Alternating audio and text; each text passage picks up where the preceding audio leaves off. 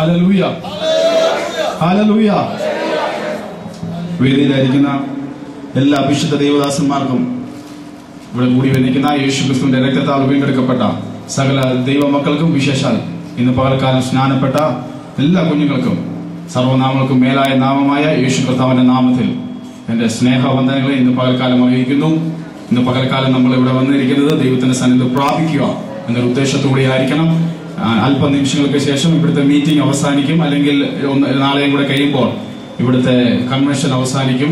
പക്ഷേ നമ്മൾ ഇവിടെ വന്നിരിക്കുന്നത് ഒരു ചടങ്ങിൽ ഒരിക്കലും ആവരുത്. ചില കാര്യങ്ങളൊക്കെ എൻഗേജ് ചെയ്തു, ചില കാര്യങ്ങളൊക്കെ നടത്തി ഒരു കൺവെൻഷൻ എല്ലാ ക്രമീകരണങ്ങളും കൂടി നന്നായി ചെയ്യാൻ സാധിച്ചു എന്നുള്ള ഒരു സംതൃപ്തിയോടുകൂടി ഒരിക്കലും മടങ്ങിപ്പോകരുത്. കർത്താവിന്റെ സന്നിധിയിൽ നിന്നും ദൈവത്തിന്റെ വചനം പ്രാപിച്ച് അത് നമ്മുടെ വ്യക്തിപരമായ ജീവിതത്തിൽ ഒരു വിടുതലായി മാറിയാൽ, ദേശത്ത് സഭയ്ക്ക് പ്രിയപ്പെട്ടവർക്ക് അത് വിടുതലായി മാറിയാൽ മാത്രമേ ഈ കൺവെൻഷൻ കൊണ്ടൊരു വിജയമായി മാറത്തുള്ളൂ.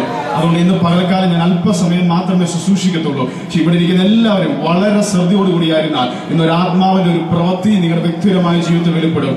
ഞാനിവിടെ ഇന്ന് പ്രസംഗിക്കണമെന്നുള്ള ഉദ്ദേശത്തോടെ അല്ല വന്നത്. രാവിലെ വന്നപ്പോൾ പ്രസംഗിക്കണമെന്ന് പറഞ്ഞപ്പോൾ ഒരു ആത്മാവിന്റെ നിയോഗം കിട്ടിയോണ്ട് മാത്രമാണ്, ദൈവത്തിന്റെ ആത്മാവ് ഒരു ദൂത് തന്നുകൊണ്ട്, ഇവിടെ ഇരുന്നപ്പോൾ തന്നെ 1-2 ദൂതുകൾ തന്നുകൊണ്ട് മാത്രമാണ് നിങ്ങൾ മധ്യത്തിലൂടെ ആയിരിക്കുന്നത്. അതുകൊണ്ട് ഇന്ന് പകൽക്കാലം പ്രാർത്ഥനയോടെ മീറ്റിംഗിൽ എപ്പോൾ കഴിയട്ടെ, ആൾക്കാര് കുഞ്ഞുങ്ങളൊക്കെ സൈഡിൽ കൂടെ നടന്നു പോകും. ആരും അത് ശ്രദ്ധിക്കാൻ നിൽക്കരുത്. അത് ശ്രദ്ധിക്കാൻ പോയാൽ നിങ്ങൾ ശ്രദ്ധിച്ചുകൊണ്ടിരിക്കത്തുള്ളൂ. പക്ഷെ ഇവിടെ ഞാൻ പറയുന്നു, തുടർന്നുള്ള ദൈവാസം പറയുന്നു, നേരത്തെ എല്ലാം ദൈവത്തിന്റെ വചനമാണ്. അതിന് ചില ദൈവത്തിന്റെ പ്രവൃത്തികൾ ചെയ്യാൻ സാധിക്കും. കാരണം യെശയ്യാ പ്രവചനം 55-ാം അധ്യായം അതിന്റെ 11-ാം വാക്യം ഇങ്ങനെ വായിക്കുന്ന ദൈവത്തിന് ആരെങ്കിലും ഒരാൾ വായിച്ച് സഹായിച്ചായിരിക്കും. ആമേൻ. അപ്പൊ ദൈവം പറയുന്നു, എന്റെ വായിൽ നിന്ന് പുറപ്പെടുന്ന എന്റെ വചനം അത് ആയിരിക്കും. അപ്പൊ ദൈവം ഒരു വചനം അയച്ചാൽ അത് വെറുതെ ദൈവത്തിന്റെ അടുക്കിലേക്ക് മടങ്ങി വരത്തില്ല. അടുത്തത്, എനിക്ക് ഇഷ്ടമുള്ള നിവർത്തിക്ക്. അപ്പൊ അയച്ച ദൈവത്തിന് ഇഷ്ടമുള്ള പ്രവൃത്തി ആ വചനം നിവർത്തിക്കും. അടുത്ത, ഞാൻ അയച്ച കാര്യം സാധിപ്പിക്കും. അപ്പൊ ആ ദൈവം അയച്ച കാര്യം സാധിപ്പിക്കും. അപ്പൊ ഈ കഴിഞ്ഞ ദിവസങ്ങളായിട്ട് ഈ ദിവസങ്ങളിൽ ഇവിടെ കേട്ടുകൊണ്ടിരിക്കുന്നത് സർവശക്തനായ ദൈവം അയച്ച ദൈവത്തിന്റെ വചനമാണ്. ദൈവം അഭിഷക്ത ദൈവദാസന്മാരുടെ അവരുടെ പ്രാർത്ഥനയിൽ അവർക്ക് കൊടുത്ത ദൂതാണ് ഇവിടെ പറഞ്ഞുകൊണ്ടിരിക്കുന്നത്. അത് നിങ്ങൾ വിശ്വാസത്തോടെ ഏറ്റെടുത്താൽ ഒരു ദൈവത്തിന്റെ പ്രവൃത്തി, ദൈവത്തിന് ഒരിക്കലും അത് മടങ്ങി വരണമെന്ന് ആഗ്രഹമില്ല. ദൈവത്തിന് അതിന്റെ പ്രവൃത്തി പൂർത്തീകരണം എവിടെ ചെയ്യണോ, ദേശത്ത് ചെയ്യണോ, സഭകളിൽ ചെയ്യണോ, ദൈവദാസന്മാരുടെ കുടുംബങ്ങളിൽ ചെയ്യണോ, അത് ചെയ്യണമെന്നാണ് സർവശക്തനായ ദൈവം ആഗ്രഹിക്കുന്നത്. അങ്ങനെ ഇന്ന് പകൽക്കാലം ഇവിടെ ഇരിക്കുന്ന ദൈവജനത്തോട് ഞാൻ പരിശുദ്ധ ആത്മാവിൽ ഓർപ്പിക്കുന്നു, ഈ ദൈവത്തിന്റെ വചനത്തെ നിങ്ങൾ ഏറ്റെടുക്കാൻ കഴിച്ചാൽ കഴിഞ്ഞ ദിവസങ്ങളിൽ വരാൻ ഇനി നാളെയും മറ്റന്നാളും ഒക്കെ ആയിട്ട് ദൈവത്തിന്റെ അഭിഷക്തന്മാർ ശുശ്രൂഷിക്കുന്ന ദൈവത്തിന്റെ വചനത്തെ അത് ദൈവവചനം എന്ന രീതിയിൽ നിങ്ങൾ ഏറ്റെടുക്കാൻ സാധിച്ചാൽ ഒരു ദൈവപ്രവൃത്തി ഉണ്ടാവും. കാരണം തെസ്സലോനിക്ക സഭയ്ക്ക് അപ്പോസ്തലനായ പൗലോസ് ലേഖനം വരുമ്പോൾ പൗലോസ് ഇങ്ങനെ പറയും, നിങ്ങൾ ദൈവത്തിന്റെ വചനത്തെ പരിശുദ്ധാത്മാവിന്റെ സന്തോഷത്തോടെ ദൈവവചനത്തെ സ്വീകരിക്കുന്നുണ്ട്, ഞാൻ നിങ്ങൾക്കായി സ്തോത്രം ചെയ്യുന്നു. തെസ്സലോനിക്കർ 1-ാം ലേഖനം ആദ്യം വരുമ്പോൾ പൗലോസ് അവരെ ഗ്രീറ്റ് ചെയ്തതിനു ശേഷം ആശംസിച്ചിനെ എഴുതുന്നതാണ്. അവിടുത്തെ സഭയ്ക്കുള്ള ഒരു ഗുണമാണ് ദൈവത്തിന്റെ ശബ്ദം കേൾക്കുമ്പോൾ, ദൈവത്തിന്റെ വാക്തത്വം കേൾക്കുമ്പോൾ പരിശുദ്ധാത്മാവിൽ നിറഞ്ഞോണ്ട് സന്തോഷത്തോടെ അതിനെ സ്വീകരിക്കുന്നുണ്ട്, ഞാൻ സ്തോത്രം ചെയ്യുന്നു. അങ്ങനെ അതിന്റെ താരോട്ട് പിന്നെ വായിക്കുന്നുണ്ട്, അങ്ങനെ വിശ്വസിക്കുന്ന നിങ്ങളിൽ ആ വചനം പരിവർത്തിച്ചുകൊണ്ടിരിക്കും. അപ്പൊ ഇന്ന് പകൽക്കാലം ഇവിടെ ഇരിക്കുന്ന ഈ സെക്ഷന്റെ സെന്ററിന്റെ കൺവെൻഷനായിട്ട് ഇവിടെ കൂടിയിരിക്കുന്ന ഈ പകൽക്കാല സഹോദര സമാജം മീറ്റിംഗ് ആയിട്ട് കൂടിയിരിക്കുന്ന എല്ലാവർക്കും ഒരു പരിശുദ്ധ ആത്മാവ് ദൂത് പറയുന്നു, നിങ്ങൾ ദൈവത്തിന്റെ വചനത്തെ ഇവിടെ കേൾക്കുന്ന, ഇന്നലെ കേട്ട, ഇന്ന് കേൾക്കുന്ന, നാളെ കേൾക്കാൻ പോകുന്ന ദൈവത്തിന്റെ വചനത്തെ പരിശുദ്ധ ആത്മാവിന്റെ സന്തോഷത്തോടെ ദൈവം അയച്ച വചനം എന്ന രീതിയിൽ നിങ്ങൾ ഏറ്റെടുക്കാൻ തയ്യാറായ ഒരു ദൈവത്തിന്റെ വലിയ പ്രവൃത്തി, ആത്മാവിന്റെ ചലനം ഈ ദേശത്തിന് മേൽ, ഏറ്റെടുക്കുന്ന കുടുംബങ്ങളുടെ മേൽ, അഭിഷക്ത ദൈവദാസന്മാരുടെ മേൽ ദൈവം ചെയ്യുമെന്ന് ഉറപ്പായിട്ട് ആത്മാവിന്റെ നിയോഗത്തിൽ ഞാൻ പറയുന്നു. ഈ ദിവസങ്ങളിൽ നിങ്ങൾ ആരും ഒരു മടുപ്പോടെ ഇരിക്കരുത്. വചനം സ്വീകരിക്കുന്ന രീതിയിലെത്താൻ ഒരു അത്ഭുതം ഞാൻ ആത്മാവ് വീണ്ടും പറയുന്നു, നിങ്ങൾ ചിന്തിച്ചിട്ടില്ലാത്ത ഒരു അത്ഭുതം ഇന്ന് പകൽക്കാർ ഇടയാക്കും. ദൈവത്തിന്റെ ആത്മാവ് ഇത് തന്നൊരു ദൂതും അതുമായിട്ട് ബന്ധപ്പെട്ടതാണ്. പക്ഷെ അതിന് മുമ്പേ ആദ്യമായി ഞാൻ ഇവിടെ നിൽക്കുന്ന സഹോദരന്മാരുടെ മീറ്റിംഗ് ആയിട്ടുണ്ട്. ഞാൻ ആ സെക്ഷനിലേക്ക് കടക്കുന്നില്ല. അഭിഷക്തന്മാർ ശുശ്രൂഷിച്ചു, പ്രിയ ആന്റിമാർ ശക്തമായി അതിൽ നിന്ന് വചനം ശുശ്രൂഷിച്ചു. ഞാൻ അതിൽ നിന്ന് ഒരു പറയാൻ ആദ്യമായി ആന്റി ഇങ്ങനെ പറയുന്നു, ലേഡീസ് സഹോദരിമാർക്ക് സഭയിൽ ഒരു സൗരഭ്യ വാസനമായി തീരുവാൻ, ഒരു സുഗന്ധമായി തീരുവാൻ സാധിക്കും. അത് ഞാൻ അതിനൊരു ഉദാഹരണം പറയാം. ഇന്ത്യയിൽ തന്നെ ഒരു വലിയൊരു മെഗാ ചർച്ചിനെ ഒരു വലിയ ഗ്രോത്തിന് ഇടയാക്കി ഒരു സഹോദര സാക്ഷിനെ ഈയിടയ്ക്ക് കേൾക്കാൻ ഇടയാക്കി. ആ ഒരു സഹോദരി ഒരു രോഗത്താൽ ഭാരപ്പെട്ട ഒരു സഹോദരിയായിരുന്നു. ആ സഹോദരി ആരോ പറഞ്ഞ് ആ ഒരു അഭിഷക്ത ദേവദാസന്റെ മീറ്റിംഗിലേക്ക് കൊണ്ടുചെന്നു, ആ ചർച്ചിലേക്ക് കൊണ്ടുചെന്നു. ദൈവദാസൻ പ്രാർത്ഥിച്ചില്ല, ഈ ഒരു എണ്ണ പ്രാർത്ഥിച്ച് കയ്യിലോട്ട് കൊടുത്തിട്ട് പറഞ്ഞു, സഹോദരി ഇത് പോയി രോഗമുള്ള ഭാഗത്ത് അപ്ലൈ ചെയ്തോ എന്നിട്ട് പ്രാർത്ഥിച്ചോ, ദൈവം അത്ഭുതം ചെയ്യും. അതുപോലെ തന്നെ ആ സഹോദരി വിശ്വാസത്തോടെ, ഒരു യേശുവിനെ അറിയുന്ന ഒരു സ്ത്രീ കർത്തദാസി അല്ലായിരുന്നു, യേശുവിനെ കുറിച്ച് കേട്ടുകളില്ലായിരുന്നു. ഒരു വേറൊരു സഹോദരി പറഞ്ഞ്, കൂട്ടുകാരി പറഞ്ഞ് ആ സഭയിൽ പോയി ദൈവദാസൻ ആ രോഗത്തിന്റെ വിഷയത്തിന് വേണ്ടി പ്രാർത്ഥിക്കാതെ ഒരു എണ്ണ പ്രാർത്ഥിച്ചു കൊടുത്തുവിട്ടു. സഹോദരി വീട്ടിൽ പോയി വിശ്വാസത്തോടെ അത് അപ്ലൈ ചെയ്തു.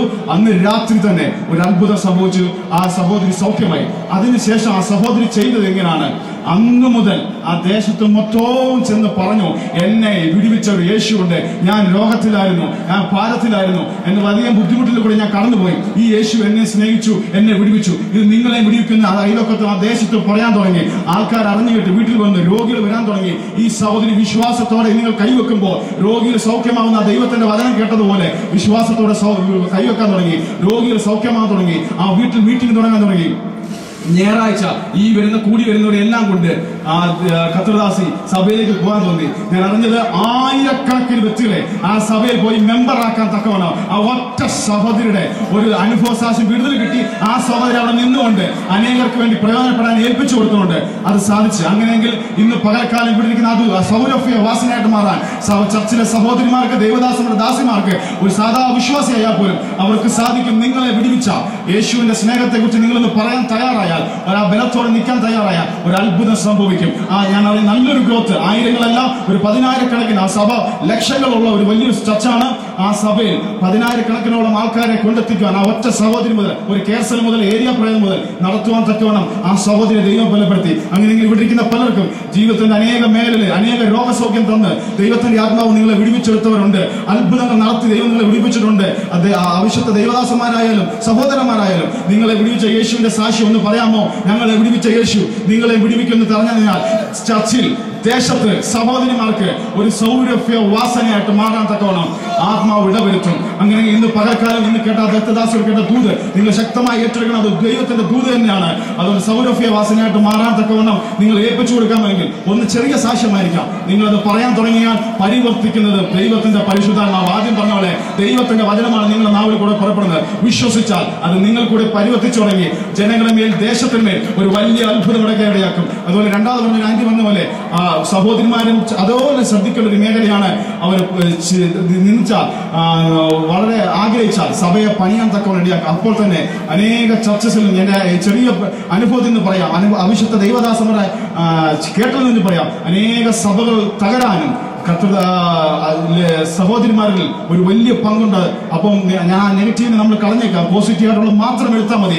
ജ്ഞാനിയായുള്ള വിചാരിച്ചാൽ അവർ പണിതെടുക്കാൻ പറ്റും. ദേശത്ത് ഒരു സൗരഭ്യ വാസനയാക്കി മാറാൻ സാധിക്കും. അപ്പോൾ ഇന്ന് പകൽക്കാലം ഇത് നിങ്ങൾക്കൊരു ദൂതായിട്ട് മാറട്ടെ. നിങ്ങളുടെ ഹൃദയത്തിൽ അത് ഏറ്റെടുത്ത് ഒരു വലിയ അനുഗ്രഹത്തിലേക്ക്, ഒരു സഭയിൽ ഒരു സൗരഭ്യ വാസനയായി മാറാൻ ദൈവാത്മാവ് നിങ്ങളെ പ്രയോജനപ്പെടുത്തട്ടെ. ഇന്ന് പകൽക്കാലം ഇവിടെ ആയിരിക്കുമ്പോൾ പരിശുദ്ധാത്മാവ് തന്നെ ഒരു ദൂതിന്റെ ചില ഭാഗങ്ങൾ പറഞ്ഞ ദൈവസന്നിധിയിൽ ഇരിക്കാൻ ആഗ്രഹിക്കുന്നു. ആത്മാവ് പറഞ്ഞൊരു ദൂതാണ്. മറിയ ദൂതനോട് ചോദിച്ചൊരു ചോദ്യമുണ്ട്, ഇത് എങ്ങനെ സംഭവിക്കും? പക്ഷെ അതിനുശേഷം ദൂതൻ പറഞ്ഞൊരു ഉത്തരമുണ്ട്, പരിശുദ്ധയാത്മാവ് നിന്റെ മേൽ വരും, അത്യുന്നതന്റെ ശക്തി നിന്റെ മേൽ നിരും, അപ്പോൾ അത് സംഭവിക്കും. ഇവിടെ ഇരിക്കുന്ന പകൽക്കാലം ഇവിടെ ഇരിക്കുന്ന ചില കുടുംബങ്ങളെ നോക്കി അഭിഷക്ത ദൈവദാസനോട്, കുടുംബത്തോടും ദൈവത്തിന്റെ ആത്മാവ് പറയാനുള്ളത് എങ്ങനെ ഈ സംഭവിക്കും. അഭിഷക്തൻ ചില വിശ്വാസത്തോടെ ചില പ്രഖ്യാപനങ്ങൾ ഞാൻ ഇന്നലെ തൊട്ടേ വന്നപ്പോൾ ശ്രദ്ധിച്ചു. ഇന്നലെ തൊട്ടേ ചില വിശ്വാസത്തിന്റെ പ്രഖ്യാപനങ്ങൾ അഭിഷക്ത ദേവദാസൻ പറഞ്ഞാൽ കേൾക്കാനിടയാക്കി. എനിക്ക് വളരെ സന്തോഷമുണ്ട്. അങ്ങനെയുള്ളവർ ഈ സമൂഹത്തിൽ നമുക്ക് വേണം. അങ്ങനെയെങ്കിൽ ഇവിടെ എങ്ങനെ സംഭവിക്കും? ഇപ്പോഴത്തെ സാഹചര്യം നോക്കിയാൽ ഒന്നും സംഭവിക്കത്തില്ല. പക്ഷേ പരിശുദ്ധ ആത്മാവ് വരും. ദൂതൻ പറഞ്ഞ അതേ ഉത്തരം തന്നെ അതിന് ദൂതായിട്ട് ഇവിടെ കൂടിയിരിക്കുന്ന, ഈ ചെന്നിൽ കൂടിയിരിക്കുന്ന അഭിഷക്ത ദൈവദാസന്മാരോട്, ഇവിടുത്തെ സഹോദരൻ വിശേഷാൽ ഈ ഇവിടെ നേരത്തിറങ്ങുന്ന അഭിഷക്തന്റെ കുടുംബത്തോട് ദൈവത്തിന്റെ ആത്മാവ് പറയുന്നു, അവൻ ഇതെങ്ങനെ സംഭവിക്കും? പരിശുദ്ധ ആത്മാവ് അത് വരും. എന്നാൽ സർവശക്തനായ ദൈവത്തിന്റെ ശക്തി നിഴലിടും. സംഭവിക്കും. ദൈവത്തിന് അസാധ്യമായി ഒന്നുമില്ല. യെരമ്യാ 32:27 ഇങ്ങനെ പറയുന്നു, ഞാൻ സകല ജഡത്തിന്റെ ദൈവമായ യഹോവയാണ്, എനിക്ക് കഴിയാത്ത വല്ല കാര്യമുണ്ടോ? അങ്ങനെ ഇന്ന് പകൽക്കാലം വിളിക്കുന്ന ദൈവജനങ്ങൾ ഒരു ആത്മാവ് പ്രാർത്ഥിച്ച് ഏറ്റെടുത്തട്ടെ. ദൈവത്തിന്റെ പരിശുദ്ധ ആത്മാവ് ഈ നിങ്ങളോട് ദൂത് പറയുന്നു. പ്രത്യേകിച്ച് അഭിഷേക ദൈവദാസന്റെ കുടുംബത്തോടും നിങ്ങൾ ഇന്ന് ഏറ്റെടുക്കാൻ സാധിച്ചാൽ എങ്ങനെ സാധിക്കും? പക്ഷെ പരിശുദ്ധ ആത്മാവ് നിങ്ങളനുസരിച്ചാൽ, ആത്മാവിന്റെ ശക്തി പരിവർത്തിക്കാൻ തുടങ്ങിയാൽ നിങ്ങളുടെ ജീവിതത്തിൽ, നിങ്ങളുടെ ശുശ്രൂഷയിൽ അത് അത്ഭുതങ്ങൾ കാണാൻ പരിശുദ്ധാത്മാവ് ഇടവരുത്തും. ഹല്ലേലൂയ. ഇന്നത്തെ ചിന്തയ്ക്കായി അപ്പോസ്തല പ്രവൃത്തികൾ 1-ാം അധ്യായം 8-ാം വാക്യം. നിങ്ങൾക്ക് എല്ലാവർക്കും സുപരിതമായ വാക്യമാണ്. നിന്ന് ചെറിയ ചിന്ത പറഞ്ഞ് ഒരു ആത്മാവിൽ പ്രാർത്ഥിച്ചാൽ ഇരിക്കാൻ ആഗ്രഹിക്കുന്ന അപ്പോസ്തല പ്രവൃത്തികൾ 1-ാം അധ്യായം അതിന്റെ 8-ാം വാക്യം.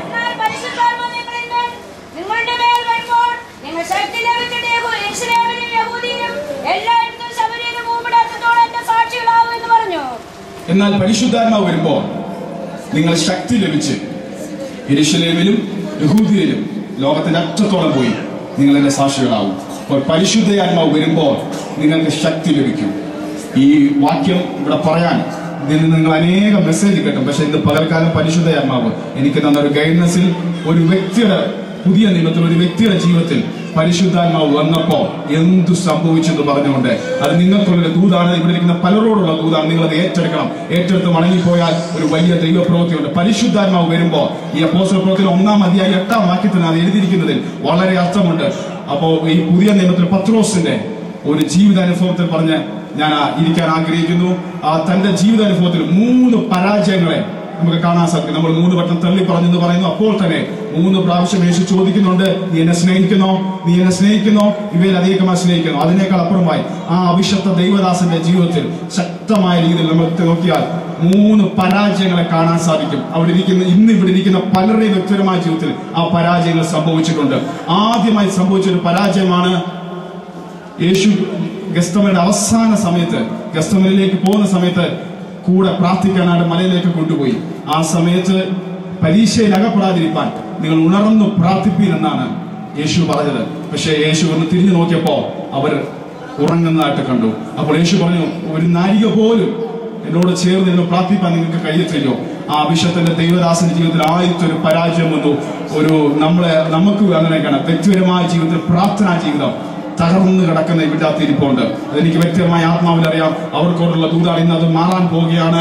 അപ്പോൾ ആ ദൈവദാസനോട് ആ പത്രോസിന്റെ ജീവിതത്തിൽ കുറച്ചു നേരം യേശു കൂടെ ഉള്ളപ്പോൾ, യേശുവിന് വേണ്ടി ആ കടലിൽ കൂടെ വിശ്വാസത്തോടെ നടന്ന വ്യക്തി ശരീരത്തിന്റെ ക്ഷീണം ഉണ്ടാവും, ഏതവസ്ഥ ഉണ്ടാവും, അവിടെ കിടന്നൊന്ന് ഉറങ്ങിപ്പോയി. അപ്പോൾ യേശു പറഞ്ഞു, നിങ്ങൾ ഈ അവസാന സമയങ്ങളിൽ എന്നോട് ചേർന്നൊന്ന് പ്രാർത്ഥിപ്പാൻ നിനക്ക് കഴിയുന്നില്ലയോ? അപ്പോൾ ആ വ്യക്തിയുടെ 1-ാമത്തെ പരാജയം സംഭവിച്ചു. പ്രാർത്ഥനയിൽ ഒരു മടുപ്പ് വന്നു. പ്രാർത്ഥിക്കാൻ സാധിച്ചില്ല. ഇവിടെ ഇരിക്കുന്ന പലരോടും ദൈവത്തിന്റെ ആത്മാവ് സംസാരിക്കുന്നു. നിങ്ങളുടെ വ്യക്തിപരമായ ജീവിതത്തിൽ കഴിഞ്ഞ നാളുകളിൽ നിങ്ങൾ പ്രാർത്ഥിച്ചവരായിരിക്കാം.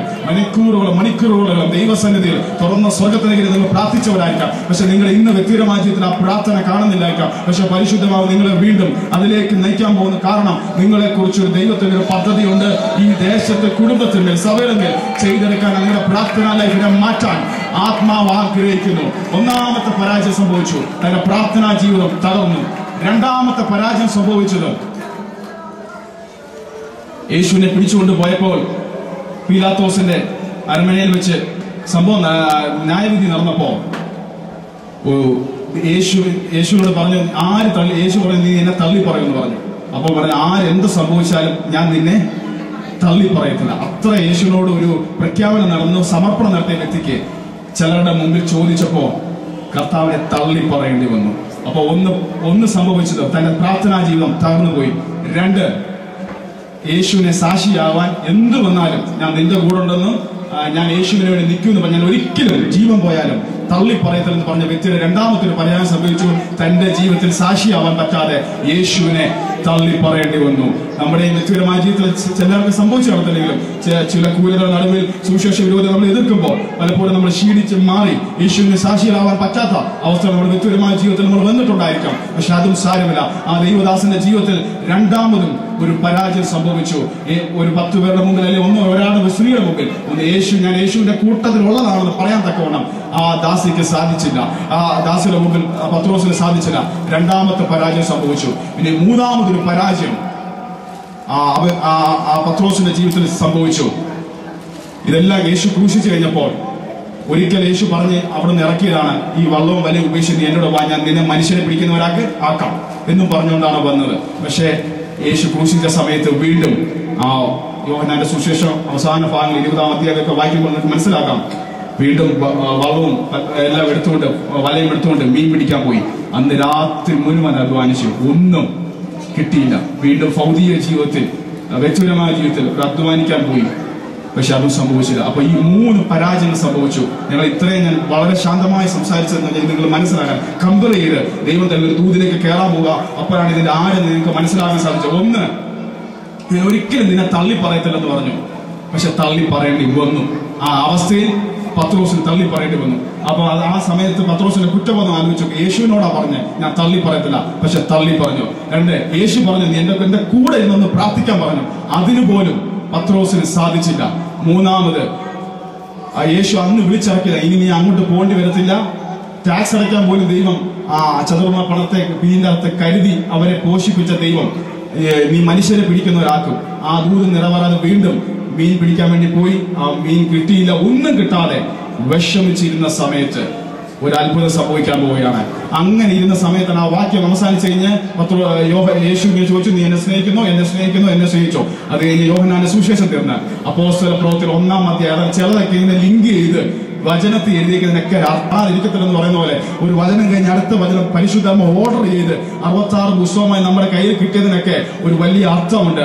അപ്പോസ്തല പ്രവൃത്തിയുടെ 1-ാം അധ്യായം 8-ാം വാക്യത്തിൽ ഇങ്ങനെ പറയുന്നു, പരിശുദ്ധയാത്മാവ്, യേശു പറഞ്ഞു പരിശുദ്ധയാത്മാവ് നിങ്ങളുടെ മേൽ വരുമ്പോൾ നിങ്ങൾക്ക് ശക്തി ലഭിക്കും. അങ്ങനെയെങ്കിൽ യേശു പറഞ്ഞ ആദ്യ ദൂത് അനുസരിച്ച് നിങ്ങൾ കാത്തിരിക്കാൻ, ഇവിടെ ഇരിക്കുന്ന ഓരോരുത്തരും പറഞ്ഞു, പരിശുദ്ധാത്മാവ് പറഞ്ഞു കാത്തിരിക്കാൻ തയ്യാറാകാൻ പറഞ്ഞു. യേശു പറഞ്ഞനുസരിച്ച് ഈ 120 കൂട്ടത്തിൽ ഈ പത്രോസ് ഉണ്ടാകുമായിരുന്നു. അപ്പോൾ ദൈവത്തിന്റെ സമയമായപ്പോൾ ദൈവത്തിന്റെ പ്രവൃത്തി നോക്കണം. ഒന്ന്, പ്രാർത്ഥനയിൽ പരാജയമായി ഇരുന്നവൻ, ഒരു നേരം പോലും കാത്തിരിക്കാൻ പറ്റാത്ത വ്യക്തിക്ക് 10 ദിവസമായി യേശു പറഞ്ഞ വാക്തത്വത്തിന് വേണ്ടി കാത്തിരിക്കാൻ തുടങ്ങി.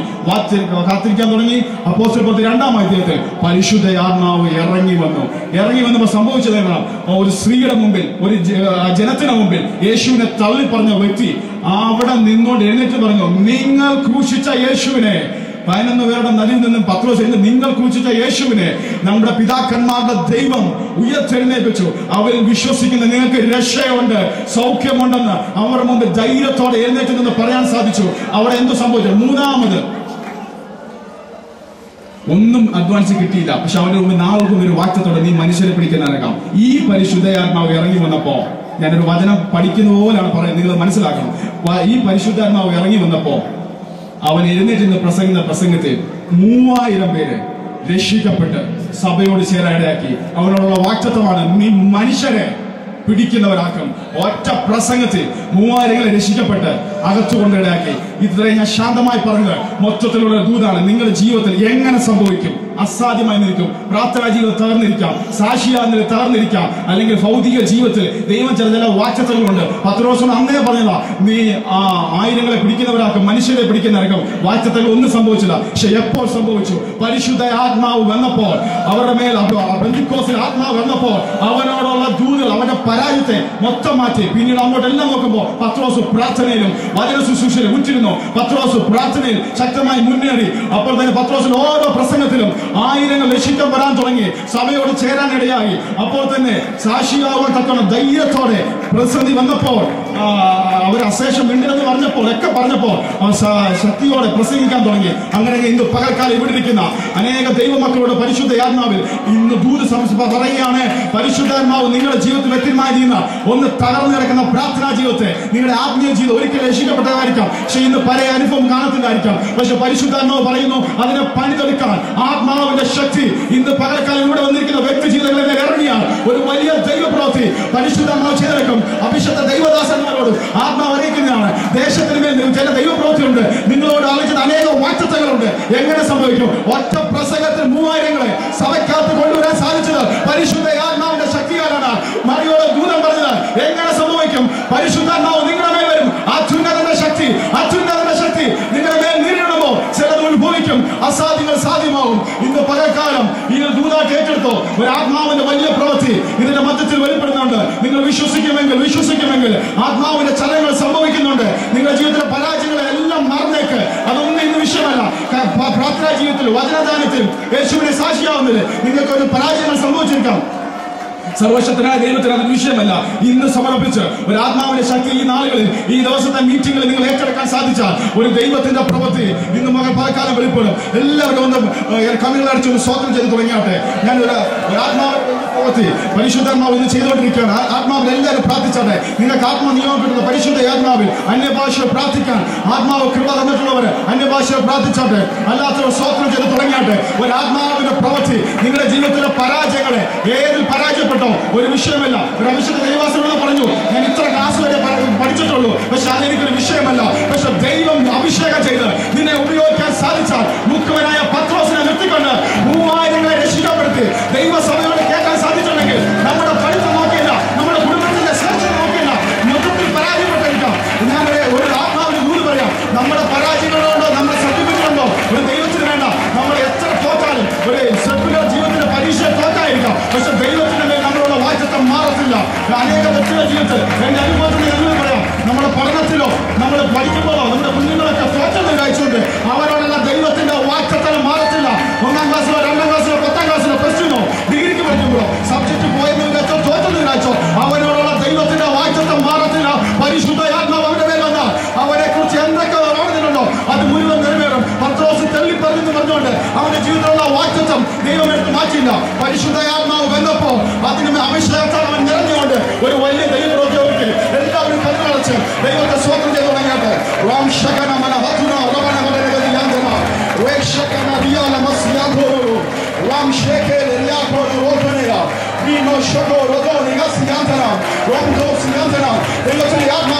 ആത്മാവ് പറഞ്ഞ മെസ്സേജിനെ ഞാൻ ഇവിടെ കൈമാറി കഴിഞ്ഞാവേ.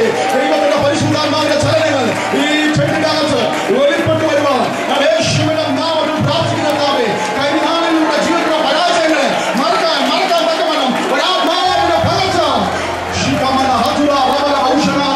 വ്യക്തിപരമായ ആത്മീയ ജീവിതം തകർന്നെടുക്കുന്ന വ്യക്തി ജീവിതങ്ങളെ അത് മാറിപ്പോകട്ടെ എന്ന് കൽപ്പിക്കുന്നതാവേ. എല്ലാവരും ആത്മാവിൽ പ്രാർത്ഥിച്ചാട്ടെ. അന്യഭാഷ ദൈവം കൃപ തന്നവൻ അന്യഭാഷകൾ ചുരിച്ചു തുടങ്ങിയാട്ടെ. ഇത് ഏറ്റെടുക്കാൻ തയ്യാറായാൽ നിങ്ങളുടെ ജീവിതം മാറി വരും. സഭയുടെ ദൈവത്തിന്റെ ആത്മാവ് പറഞ്ഞ പോലെ നിങ്ങൾ വിശ്വാസത്തോടെ സന്തോഷത്തോടെ പരിശുദ്ധാത്മാവിന്റെ സന്തോഷത്തോടെ ഈ ദൈവത്തിന്റെ വചനത്തെ നിങ്ങൾ ഏറ്റെടുക്കാൻ തയ്യാറായാൽ വിശ്വസിക്കുന്നവർക്ക് വ്യാപരിക്കുന്ന ദൈവശക്തി നിങ്ങളുടെ വ്യക്തിപരമായ ജീവിതത്തിൽ വ്യാപരിച്ച് ഒരു വലിയ അത്ഭുതം സംഭവിക്കാൻ പോവുകയാണ്. ഈ നിമിഷം ഇവിടെ പരാജയങ്ങളെ മറക്കുന്ന അസാധ്യങ്ങളെ സാധ്യമാക്കുന്ന ഒരു പരിശുദ്ധാത്മാവിന്റെ അഭിഷേകം വ്യക്തിപരമായി അനുഭവിച്ചറിയാൻ തക്കവണ്ണം നാളുകളായി ദൈവം ജനങ്ങളുടെ വാഴ്ചകൾക്ക് വേണ്ടി വരിക തുടർന്നു വരുവാൻ തക്കവണ്ണം പത്രോസിന്റെ ജീവിതത്തിൽ പറഞ്ഞ പോലെ നീ മനുഷ്യനെ പിടിക്കുന്നവരാക്കും. പക്ഷെ പരിശുദ്ധ ആത്മാവ് തന്റെ ജീവിതത്തിൽ വന്നപ്പോ ഒറ്റ പ്രസംഗത്തിൽ കൊണ്ട് ആയിരങ്ങളെ സമയത്തേക്കാൾ സാധിച്ച പോലെ കർത്താവ് ഇവിടെ ഇരിക്കുന്ന ചില വ്യക്തി ജീവിതങ്ങളിൽ വിശേഷാൽ ചില അഭിഷക്ത ദൈവദാസന്മാരോട് ദൈവം പറഞ്ഞ ചില വാഴ്ചകൾ ഇനി പൂർത്തീകരിക്കുന്നുണ്ട്. ഈ ദേശത്തിൽ സംഭവിക്കുന്നുണ്ട് കർത്താവ്. വിശേഷാൽ ഈ ദൈവദാസന്റെ കുടുംബത്തോടുള്ള ജീവിതത്തിൽ ചില വാഴ്ചകൾ സംഭവിക്കുന്നുണ്ട്. ഇന്ന് പകൽക്കാലം പ്രാർത്ഥിക്കുമ്പോ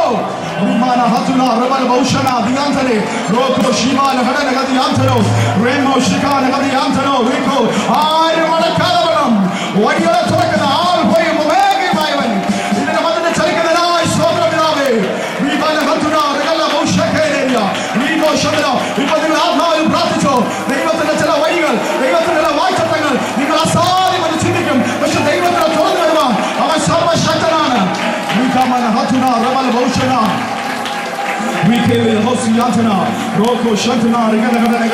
ഈ നിമിഷം പ്രാർത്ഥിച്ചാട്ടെ. ഒരു ആത്മാവിന്റെ സാന്നിധ്യം ചലിക്കുന്നുണ്ട്. ഒരു പ്രത്യേക പരിശുദ്ധാത്മാവിന്റെ അഭിഷേകം ഇവിടേക്ക് അഭിഷക്തന്മാരുടെ മേൽ ദൈവദാസന്മാരുടെ ദാസികളുടെ കുഞ്ഞുങ്ങളുടെ മേൽ പകരുവാൻ ദൈവത്തിന്റെ ആത്മാവ് ആഗ്രഹിക്കുന്നു.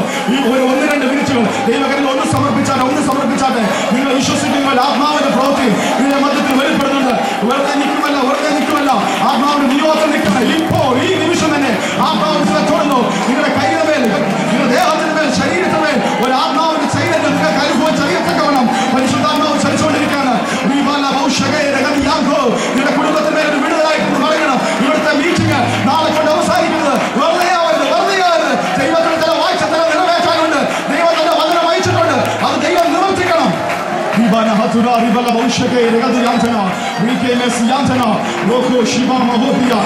ഈ നിമിഷം കർത്താവേ പ്രാർത്ഥിക്കുന്നവർ ആത്മാവിന്റെ വലിയൊരു സാന്നിധ്യം വ്യാപരിക്കേണ്ട യേശുവിന്റെ നാമത്തിൽ പ്രാർത്ഥിക്കുന്ന കർത്താവേ. വിശ്വസിക്കുന്നവർ തല മുതൽ പാദം വരെ ഒരു ആത്മ ചൈതന്യം യേശുവിന്റെ നാമത്തിൽ സംഭവിക്കുന്ന പിതാവേ.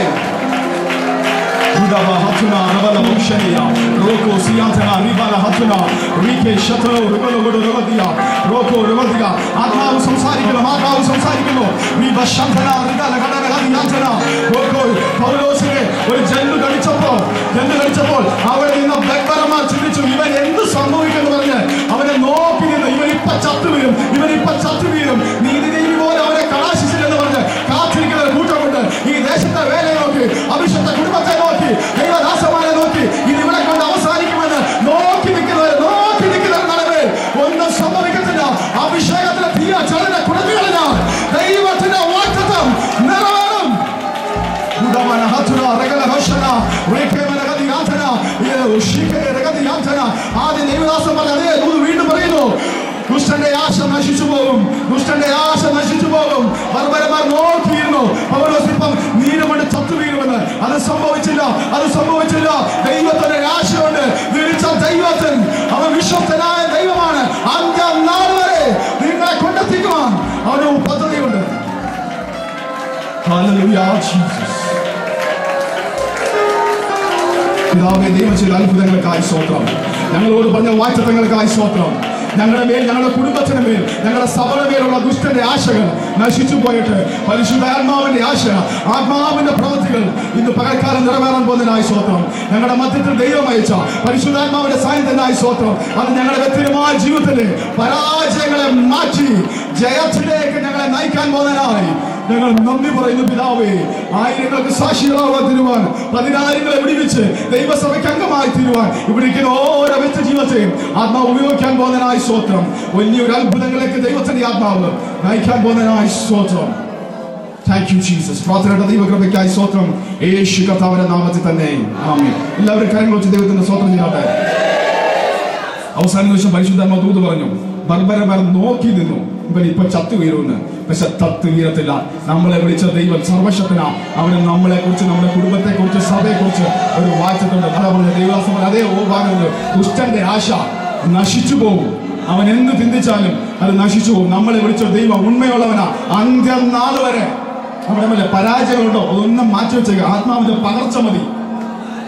എത്ര പരാജയം അടുപ്പിച്ചടുപ്പിച്ച് സംഭവിച്ചാലും, പക്ഷേ പത്രോസ് ജീവിതത്തിൽ അതാ പറഞ്ഞത്, മൊത്തം പരാജയങ്ങൾ അടുപ്പിച്ച് സംഭവിച്ചു. പക്ഷെ പരിശുദ്ധാത്മാവിന്റെ പകർച്ച വെളിപ്പെട്ടപ്പോൾ അവന്റെ പരാജയങ്ങൾ ഒരു വലിയ വിജയമാക്കി ദൈവത്തിന്റെ ആത്മാവ് മാറ്റി.